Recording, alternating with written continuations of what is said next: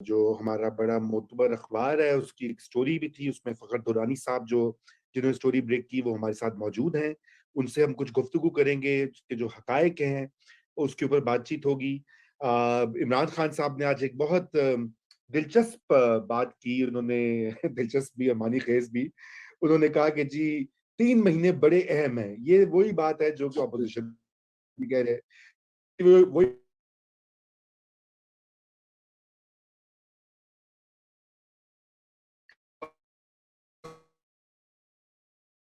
कि आप खुद ही नुक्ते जोड़ सकते हैं, आप सब नाज़रीन समझदार हैं, बाशऊर हैं और मुल्क की सियासत के ताने-बाने जो हैं, वो उनको देख सकते हैं। उधर दूसरी तरफ ऑपोज़िशन ने जहाँ पर पीटीआई के खिलाफ बड़ी धुआँधार बातें भी की हैं, उन्होंने बिलावल भुट्टो ज़रदारी ने तो 27 मार्च फरवरी को लॉन्ग मार्च का ऐलान भी कर दिया। उन्होंने कहा कराची से स्टार्ट होगा और मरियम नवाज़ ने भी आज बड़ी हार्ड हिटिंग प्रेस कॉन्फ्रेंस की, उसके ऊपर भी हम ज़िक्र करेंगे। प्रोग्राम के अगले हिस्से में हमें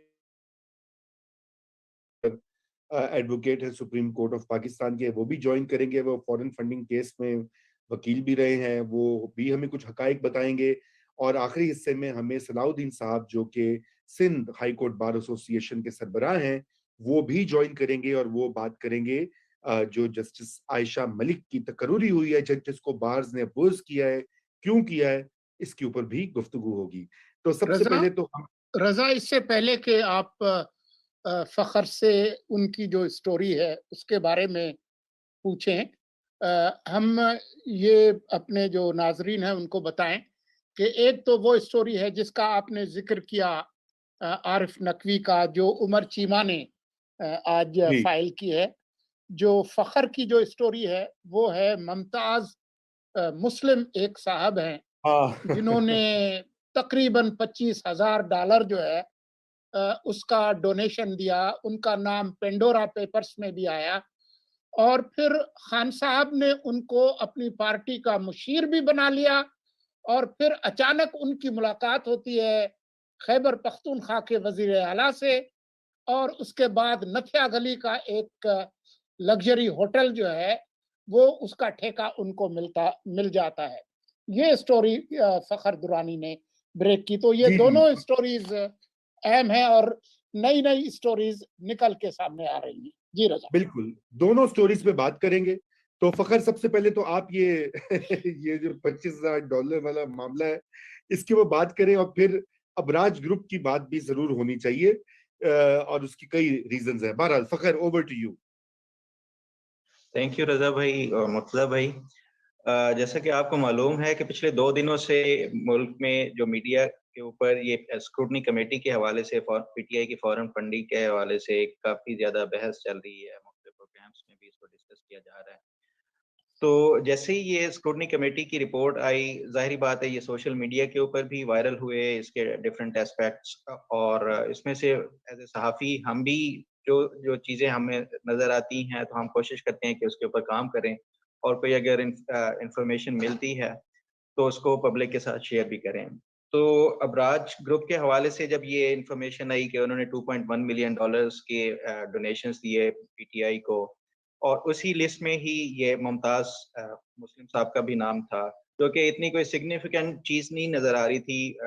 $25,000 जो है वो कोई इतनी बड़ी ह्यूज अमाउंट नहीं थी कि उसको खबर के तौर पे लिया जाता है। लेकिन क्योंकि आपको मालूम होगा कि हमने पेंडोरा पेपर्स के ऊपर भी काम किया है, तो इस तरह की जब भी कोई नाम आते हैं, तो क्योंकि हमारे पास पेंडोरा पेपर्स की एक्सेस है डाटा की, तो हम कोशिश करते हैं कि इनको चेक करें, अगर कोई इनका नाम भी पेंडोरा पेपर्स की जो लिस्ट है उसमें शामिल ना हो। तो सबसे पहला काम जब ये नाम आए तो एज़ अ जर्नलिस्ट मैंने यही किया कि इनका नाम पेंडोरा पेपर्स की जो हमारे पास डेटाबेस है उसमें से चेक किया।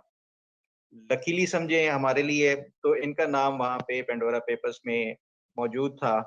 इन्होंने एक कंपनी ऑफशोर कंपनी बनाई थी, दृश्यक सिक्योरिटी सॉल्यूशंस के नाम से 2006 में ब्रिटिश वर्जिन आइलैंड में। तो उसपे जब मैंने फर्दर कोई इन्वेस्टिगेशन की ये दृश्यक सिक्योरिटी सॉल्यूशंस के हवाले से तो हमें ये इन्फॉर्मेशन मिली कि ये कंपनी यूएई बेस्ड है और ये इराक वॉर में और अफ़गानिस्तान वॉर में अमेरिकन फोर्सेस को सिक्योरिटी प्रोवाइड करती रही है और इस माश कंपनी की अपनी ही वेबसाइट पे जो इन्फॉर्मेशन है उसके मुताबिक कोई 15,000 इन्होंने security personal non combat forces जो है वो अमेरिकन फोर्सेस को असिस्ट करने के लिए इराक में और अफगानिस्तान में डिप्यूट किए। तो अब फर्दर हमने इस पे 15,000 15,000 जी, और ये 15,000 सिक्योरिटी कहाँ पर्सनल। कहाँ से लोग लेकर आए? ये इनकी अपनी ही वेबसाइट के मुताबिक, और फिर मैंने जब इसको मजीद डिग आउट किया तो ये मालूम हुआ कि ज्यादातर इनकी जो सिक्योरिटी पर्सनल थे ये अफ्रीका से रिक्रूट करते थे, उनको प्रॉपर मिलिट्री ट्रेनिंग देते थे और उसके बाद इनको इराक में या अफगानिस्तान में डिप्यूट करते थे। अफ्रीकन ज्यादा इसमें इस सिक्योरिटी कंपनी में जो थे, उसकी रीजंस कुछ भी हो सकती हैं, शायद चीप लेबर की वजह से भी हो सकता है इस हवाले से।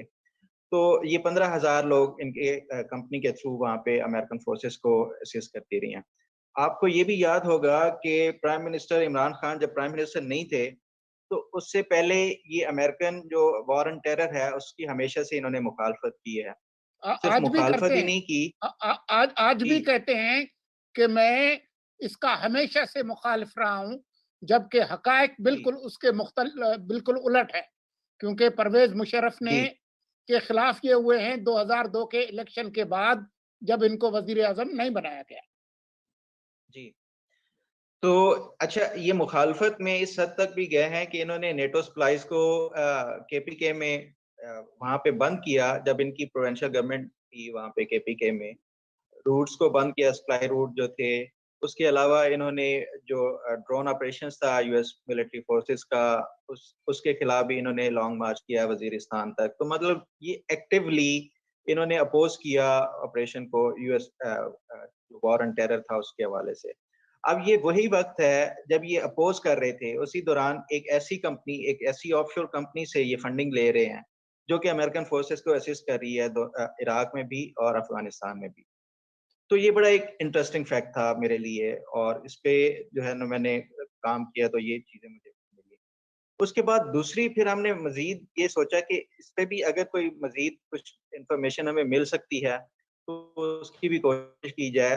अब फिर जब मुमताज़ मुस्लिम साहब के हवाले से मैंने फर्दर डिग आउट किया, तो ये मालूम हुआ कि ये 2018 में, 2019 में, 2020 में मुख्तलिफ औकात में प्राइम मिनिस्टर इमरान खान साहब से भी मुलाकातें करते रहे हैं।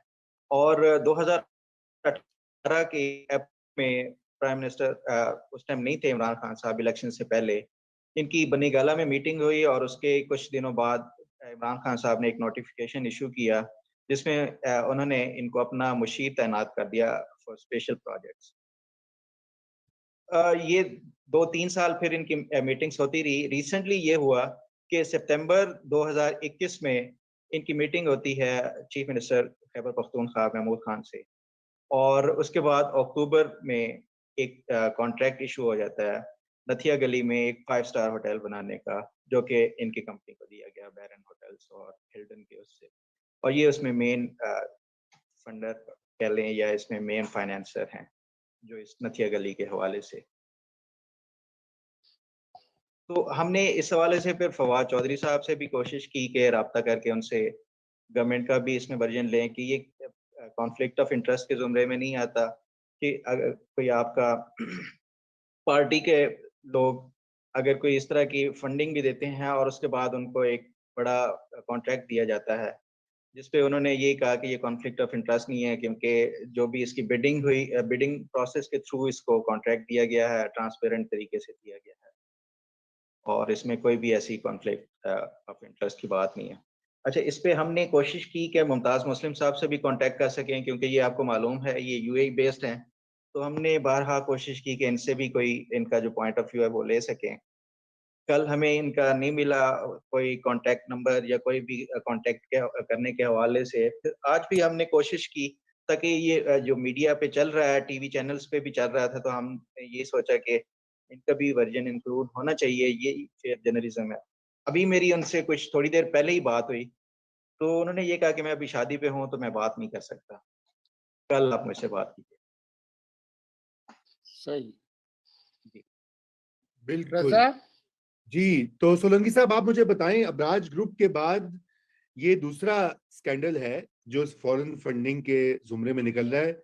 एक बड़े स्कैंडल में कई छोटे-छोटे स्कैंडल छुपे हुए हैं। तो इसके मुझे आप ये जरा बताइए कि पीटीआई की जो रिस्पॉन्स है इसके ऊपर, आप उसको मॉनिटर भी कर रहे हैं, देख भी रहे हैं, आपका क्या ख्याल है कि वो कोई काबिले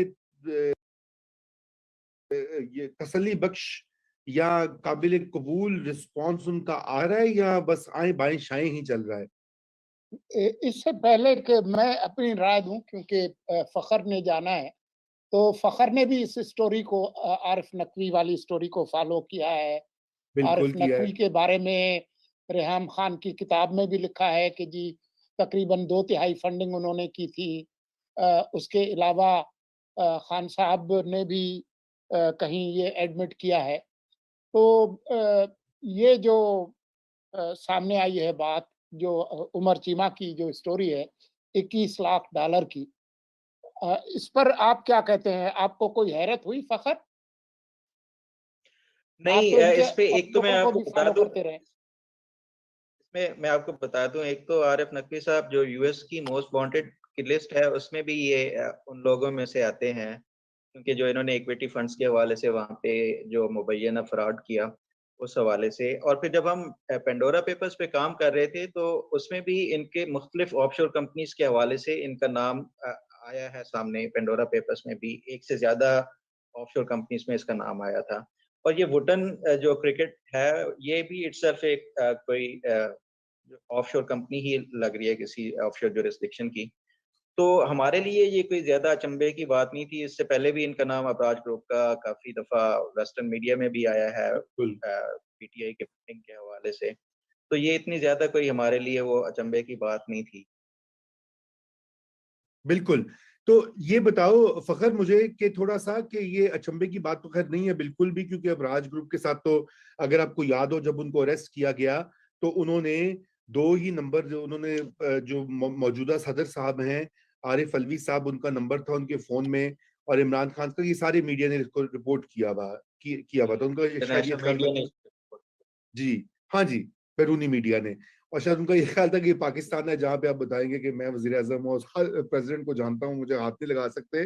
तो ऐसा नहीं हुआ।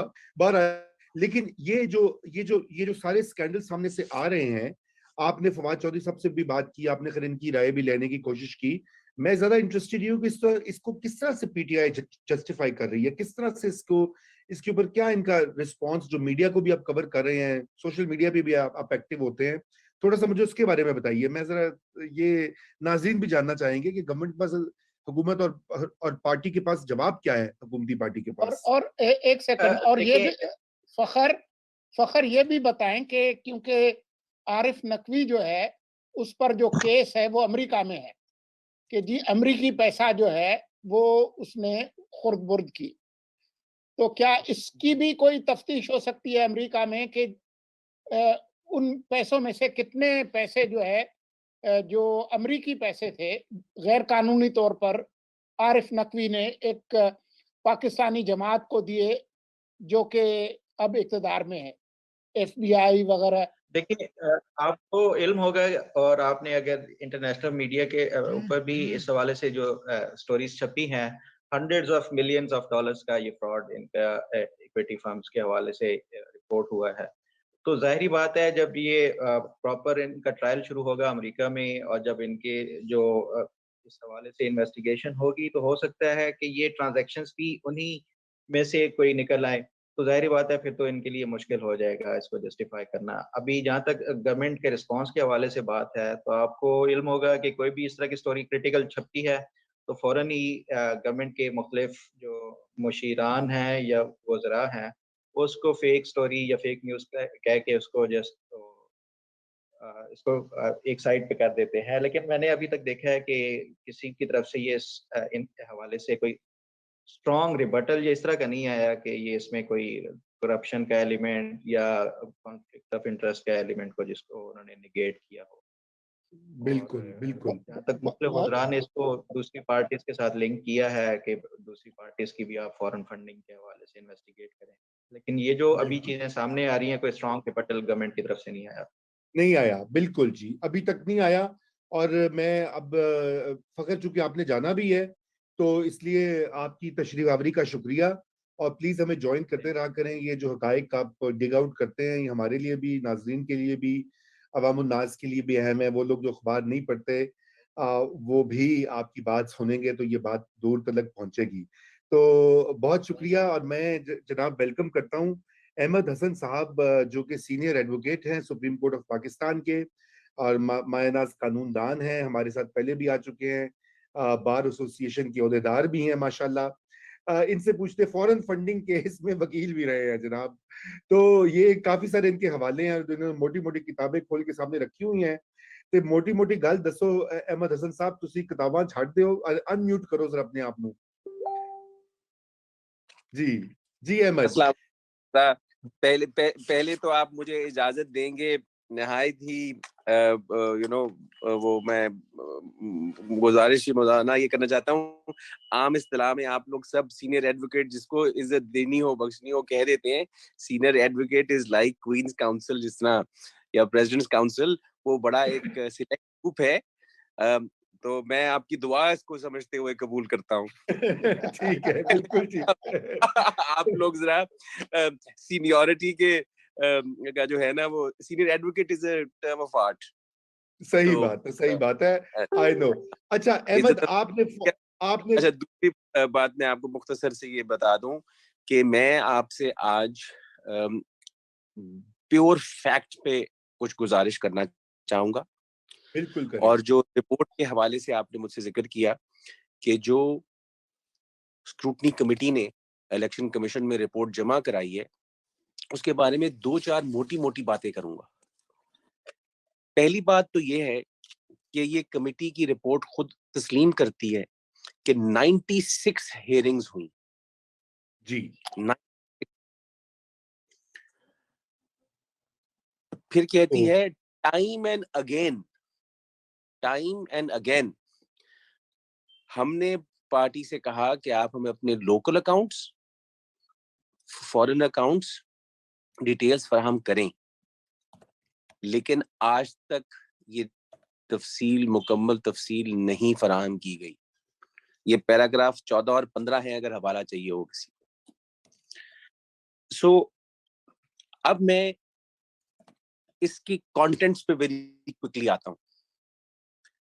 एक चीज जो मेरे लिए बहुत ही हैरानकुन है, और मैं मजबूर हो गया हूं कि अगली तारीख पे मुझे कमीशन के सामने थोड़ा सा कंप्लेनिंग सा attitude against the scrutiny committee adopt करना पड़ेगा, वो ये है कि for no explicable reason committee has itself decided कि वो अपनी फाइंडिंग्स के 2 रिपोर्ट्स बनाएगी, एक खुफिया रिपोर्ट और एक पब्लिक रिपोर्ट। ये जो कागज हमें दिया गया है 4 जनवरी को, ये तो पीस ऑफ द होल पाई है। ये उनकी नजर के मुताबिक ये वो है जो पब्लिक करना चाहते हैं। उन्होंने खुद ही अपनी मर्जी से, ना किसी के कहे ना किसी से पूछे, उन्होंने ये फैसला कर लिया है कि कुछ ऐसी इंफॉर्मेशन है वो खुफिया रखना चाहते हैं। तो मुझे तो ये बात समझ नहीं आई कि ये पोजीशन कमेटी ने क्यों ली है, जबकि ये हॉटली कंटेस्टेड इशू रहा है बिटवीन द पार्टीज कि क्या जब मामलात इलेक्शन कमीशन में आते हैं, क्या वो फुल पब्लिक व्यू में होते हैं या नहीं होते। हम तो हमेशा से इसरार करते रहे हैं, और हम तो अप्रिशिएट करते रहे जब पार्टी के लीडरान के खुद बयान आप लोग रिपोर्ट करते रहे, ट्वीटें आप साइड करते रहे, जिसमें यह कहा जाता था कि जी वी वांट ओपन स्क्रूटनी।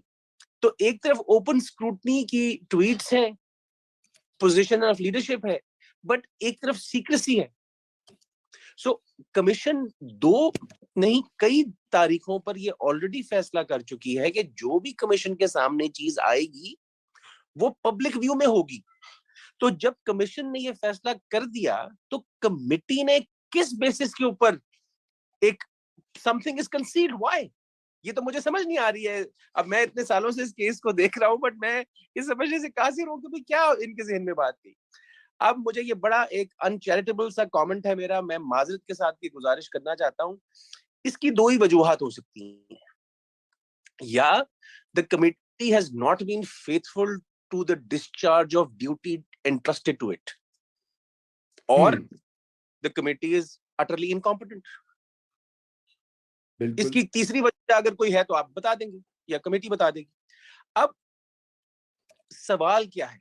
सवाल ये था, स्क्रूटनी कमेटी एक फैक्ट फाइंडिंग कमेटी, उसने सिर्फ ये बताना था जी कितने लोग किस तारीख को इस दरवाजे से गए, कितने लोगों ने टिकट लिया था, कितने लोग बगैर टिकट की फिल्म देखने चले गए।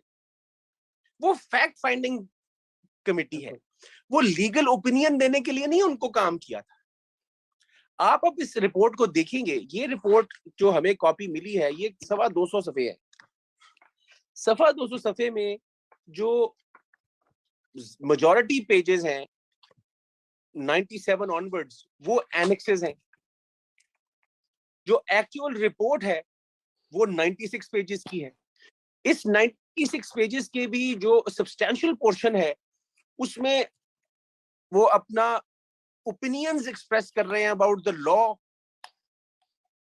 आपके लिए लीगल ओपिनियन नहीं था फॉर्मुलेट, आपके लिए फैक्ट फाइंडिंग था कि भाई बताओ, एक आदमी आया है वो ये कहता है कि पाकिस्तान के कानून के मुताबिक प्रोहिबिटेड फंडिंग वो फंडिंग है जो कोई भी शख्स जो कि गैर मुल्की है, is not a citizen of Pakistan and is not an individual, इसके अलावा कोई भी पैसा देगा तो वो प्रोहिबिटेड है।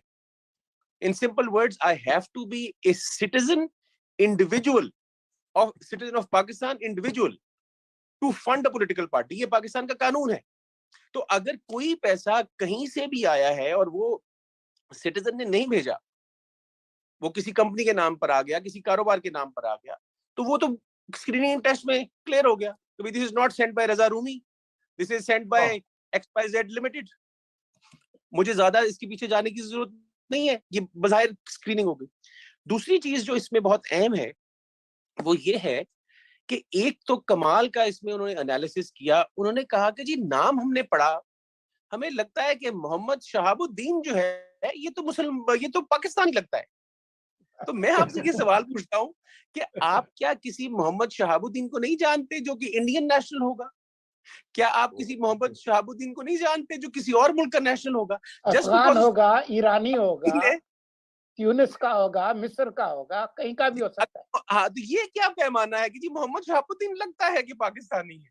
ओ भाई खुदा के बंदे, आपको यही तो कहा था कि पता करो मोहम्मद शहाबुद्दीन कहाँ है। आपने कह दी थी नाम तो बड़ा लगता है। अब इसी तरह हमारे हमारे पाकिस्तान में अपने सिटीजन्स हैं। I know so many people जिनका नाम पीटर है। तो भाई अगर एक पीटर पाकिस्तानी सिटीजन है, वो किसी सियासी पार्टी को पैसा देना चाहता है, तो मैं कहूँ जी वो पीटर पीटर तो लगता है कि ये कोई यूरोपियन है। So is this the level of inquiry? It is the standard of intelligence adopted for scrutiny? मुझे तो बड़ा ही पढ़ के कभी ताज्जुब भी होता है कि ये इन्होंने क्या किया है। और इसके बावजूद आप आगे जाके देखेंगे, अब हम इसका मुताला कर रहे हैं। आप जानते हैं कि इलेक्शन कमीशन के ऑर्डर के ऊपर अकबर एस बाबर के अपॉइंटेड फाइनेंशियल एक्सपर्ट्स ने एक खुद रिकॉर्ड की स्क्रूटनी की थी और एक रिपोर्ट जमा कराई थी। अब अकबर साहब की टीम इन दोनों को रेकंसाइल कर रही है। It will take a few days. I am not in a position today to point out कि जी वो डिस्क्रिपेंसीज की डिटेल क्या है, लेकिन ये जो मैंने मोटी मोटी आपको बातें बताई हैं, मुझे लगता है कि डिस्क्रिपेंसीज तो सामने आ जाएंगी। इसमें और भी बहुत बातें हैं। अगर कोई आपका स्पेसिफिक क्वेश्चन है इसके हवाले से, मेरा स्पेसिफिक क्वेश्चन है। अहमद स्पेसिफिक तो मैं आपसे पूछता हूँ। आपको 5-10 मिनट तो अभी हम रुकेंगे, आप फिक्र ना करें, इतनी जल्दी मैं आपकी जान नहीं छोड़ूंगा। लेकिन ये कि मुझे एक हमारे व्यूअर है इस वक्त जुहेब, वो पूछ रहे हैं, वो कह रहे हैं कि जरा शाह साहब से पूछें कि क्या जो वो कहा जाता है कि इमरान खान सुरखरू हो गए हैं, वो क्या वाकई सुरखरू हो गए हैं? क्योंकि वो तो ऐसा नहीं कह रहे हैं। शाह साहब आपकी बात कर रहे हैं। देखिए जी, अभी तो इलेक्शन कमीशन फैसला करेगा कि कौन सुरखरू हुए हैं कौन नहीं हुए। ये कबल वक्त है मेरी राय में, केस अभी पेंडिंग है। अभी स्क्रूटनी कमेटी की रिपोर्ट ने जो मैंने बताया वाजे किया है कि there is something that you and I don't know. ठीक। तो unless you and I know कि वो क्या चीज है जो वो समझते हैं कि खुफिया रखी जाए, तो फिर ही हम वो मेरे ख्याल में तो खुफिया नहीं होनी चाहिए, लेकिन हम देखेंगे क्या है। बट रजा अभी तक ये जो बात तो इसमें रजा आ ये गया। जी रजा ये जी सलाम। सुरखरू का जवाब मैं थोड़ी देर बाद आपको ठीक है, दूंगा, शाह साहब को जरा अहमद बात हसन करने साहब दे के जी। बाद। लेकिन जो कानूनी सवाल है मैं अहमद हसन से पूछना चाहता हूँ। जैसे ही जी सर। ये स्क्रूटनी कमेटी की रिपोर्ट आई, तो जी जो हुक्मरान जमात के जो तर्जुमान हैं, और वो बड़ी लंबी फौज है, उन्होंने कोरस की अंदाज में तमाम चैनल्स पे कहा कि ये हमें इलेक्शन एक्ट 2017 का इतलाक करना चाहते हैं, जबकि ये ट्रांजैक्शन उस दौर की हैं जब पॉलिटिकल पार्टीज एक्ट 2002 नाफिजुल अमल था। तो उसमें तो कोई भी फर्द जो है वो इंडिविजुअल इंफरादी तौर पर दे सकता है, चाहे वो मुल्की हो गैर मुल्की हो, इससे कोई फर्क नहीं पड़ता। नहीं, ऐसा नहीं है जी। पुराने कानून में इंडिविजुअल सिटीजन होना जरूरी है। ठीक उसमें भी ठीक। गैर मुल्की अफराद और इदारे और कंपनियां, एसोसिएशंस वो नहीं दे नहीं सकते, जी, और अगर देते हैं तो उसकी क्या सजा है उसमें? वो प्रोहिबिटेड है और वो कॉन्फिस्केबल है स्टेट के हक में। बस अच्छा, सिर्फ यही है कि वो तो पैसे जब्त हो जाएंगे, इसके अलावा तो कुछ नहीं होगा ना। जो कानून में तो ये है। एक जो अगेन ये मैं जर्नलिस्टिक तबसरा करने के पोजीशन में नहीं हूं। हमारा केस जो मैंने आर्ग्यू किया है उसके 2 स्टेप्स हैं। उसका पहला स्टेप ये है कि ये आइडेंटिफाई करना कि क्या पाकिस्तान का कानून ये इजाजत देता है कि जो सोर्स ऑफ फंड्स है वो डिस्क्लोज ना की जाए या की जाए। क्या पाकिस्तान का कानून पाबंद करता है पार्टियों को to declare and disclose the source of funds. So ये हमारे बारहा फैसला हक में हो चुका है कि हाँ, ये आईनी तकाजा है, ये उसके आईनी रिक्वायरमेंट को लेकर आगे चलने वाले कानून जो हैं उनका तकाजा है, उनकी रिक्वायरमेंट है that every political party has to account for the source of its funds। ये एक इशू है। अब जब वो अकाउंट करेगी सोर्स ऑफ इट्स फंड्स, तो देखना कि अब व्हाट इज द सोर्स अगर सिटीजन इंडिविजुअल नहीं है तो वो उस वक्त के कानून के मुताबिक एक प्रोहिबिटेड फंडिंग है। अब मैं ये पहले भी गुजारिश कर चुका हूं कि आम इस्तिलाह में हमारे आप लोग दीगर जर्नलिस्टिक हमारे जर्नलिस्ट भाई जो हैं वो फॉरेन फंडिंग का, ये फॉरेन फंडिंग बन गया ना ये तो। बट कानूनी तौर पर तो ये बात है the legal expression used is prohibited, जो सोर्स है ऑफ फंड्स, प्रोहिबिटेड सोर्सेस। तो अब एन मुमकिन है कि फर्ज करें एक पाकिस्तान की इस्लामाबाद प्राइवेट लिमिटेड कंपनी है, वो अगर पैसे देती है तो वो भी इजाजत नहीं है, वो भी प्रोहिबिटेड है। इसी तरह अगर बाहर के मुल्क की कंपनी देती है वो भी प्रोहिबिटेड है।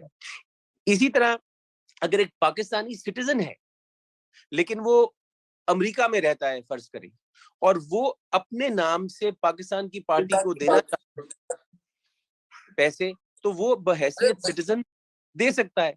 लेकिन एक फॉरेनर है जो पाकिस्तानी सिटीजन नहीं है, वो चाहे यहां रहता हो वो नहीं दे सकता। तो ये तो बड़ी क्लैरिटी है। अब इस रिपोर्ट को तो ये एनालिसिस करना था जी। मेरे टाइम में। This report although it is highly deficient, it is not at all in my view an adequate discharge, like I said, of the duty। जी। उसके बावजूद इसमें ऐसी फाइंडिंग्स हैं जो अकबर बाबर की स्टेटमेंट या असर्शंस को सब्सटैंशिएट करती हैं। अब ये इलेक्शन कमीशन के ऊपर है कि वो मजीद वो स्टेटमेंट्स, एविडेंसेस जो अकबर बाबर ने फराहम की थी उनको देख के वैल्यूएट करके ये कहेगा कि भाई the committee was wrong it should have taken this into account as well. या ये भी कह सकता है कि नहीं, ये चीज तुमने गलत ली, ये नहीं करनी चाहिए थी, either way. So अब इसमें मैं एक बहुत इंपॉर्टेंट डॉक्यूमेंट है जिसका जिक्र बहुत दफा इस रिपोर्ट में आया, और एक डॉक्यूमेंट जिसको रद्द कर दिया गया, उसको कंसिडर नहीं किया गया वर्दी ऑफ कंसिडरेशन, वो एक इन हाउस फाइनेंशियल रिव्यू कह लें, स्पेशल ऑडिट कह लें, या कोई चीज जो भी आप ऑडिटिंग के हवाले से उसका नाम दे दें, वो डॉक्यूमेंट पीटीआई की वेबसाइट पे खुद मौजूद है. पीटीआई जो है उसको ओन करती है एज ए डॉक्यूमेंट. उसके बावजूद क्योंकि वेबसाइट पे जो कॉपी अवेलेबल है उसके ऊपर दस्तखत नहीं है, तो वो कहते हैं जी कि हम इसको मानेंगे नहीं. तो भाई जिसने लिखा था उससे पूछ के मंगा लेते हैं, भाई तुमने लिखा है. कहते हैं नहीं, ये हम नहीं पूछेंगे. इसी तरह उसमें ऐसी क्या बात है?